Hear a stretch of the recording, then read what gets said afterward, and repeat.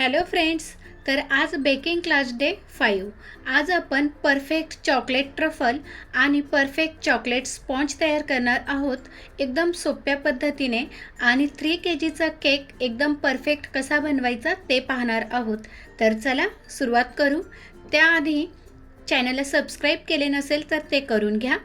आता सुरुवातीला मी 10x12चा एक टीन घेतला आणि त्याला ऑइल करून बटर पेपर लावून पुन्हा ऑइल करून घेतले आणि साईडला ठेवते. त्यानंतर एक बाउल घेतला, त्यामध्ये मी 6 कप चॉकलेट प्रीमिक्स घेते. हा 3 किलोचा स्पॉन्ज बनवायचा आहे. तर प्रीमिक्ससाठी मी जो कप वापरला तो 150 ग्रॅमचा आहे आणि तो मी 6 कप प्रीमिक्स घेतले. त्यानंतर मी 6 टेबलस्पून ऑइल घातले. त्यानंतर मी 1 टेबलस्पून चॉकलेट इसेन्स ॲड केले. त्यानंतर 3 कप पाणी घेतले. तर 6 कप मी प्रीमिक्स घेतल्यामुळे 3 कप पाणी मला लागणार आहे. म्हणजे आपण जेवढे प्रीमिक्स घेतो त्याच्या हाफ आपल्याला पाणी लागते. आणि व्यवस्थित मी छान मिक्स करून घेत आहे.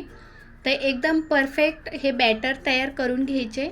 मिक्सरने किंवा ब्लेंडरने मिक्स केले तरीही चालेल.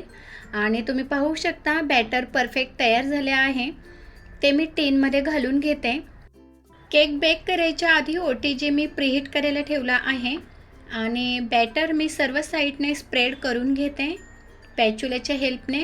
आणि व्यवस्थित स्प्रेड करून झाल्यानंतर 4 ते 5 वेळा टॅप करून 180 डिग्रीवर मी 40 मिनिटासाठी बेक करायला ठेवला आहे. त्यानंतर मी इथे डार्क कंपाऊंड घेतले. तर आपल्याला एकदम परफेक्ट 3 किलोच्या केकसाठी चॉकलेट गनाश बनवायचा आहे. आणि त्यासाठी मी 3 पॅकेट म्हणजे 400 ग्रॅमचं एक पॅकेट असे मी 3 पॅकेट चॉकलेट बारीक कट करून घेते. तर एकदम बारीक कट करायचे म्हणजे पटकन गनाश तयार होते आणि मेल्ट व्हायलाही टाईम लागत नाही.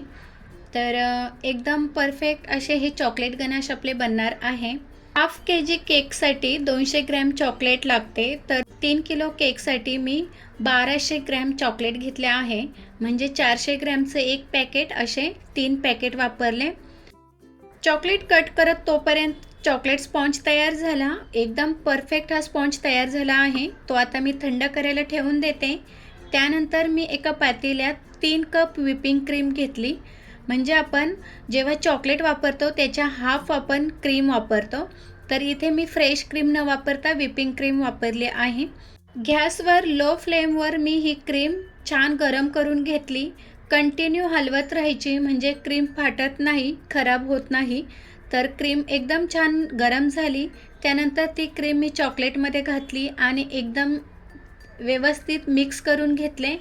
तर तुम्ही पाहू शकता गरम क्रीम घातल्यामुळे पटकन चॉकलेट मेल्ट झाले आणि व्यवस्थित चॉकलेट गनाश तयार झाले. आता हे गनाश मी 5 मिनिटासाठी फ्रीजमध्ये ठेवणार आहे. कारण मला हे थोडे घट्ट हवे आहे. कारण ट्रफल केक असल्यामुळे गनाश आपल्याला पातळ लागत नाही.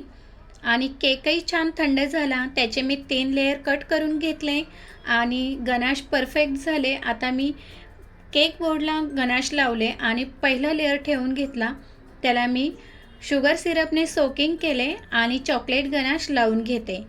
एकदम इझिली आणि खूप सोप्या पद्धतीने हे चॉकलेट गनाश मी दाखवले आहे.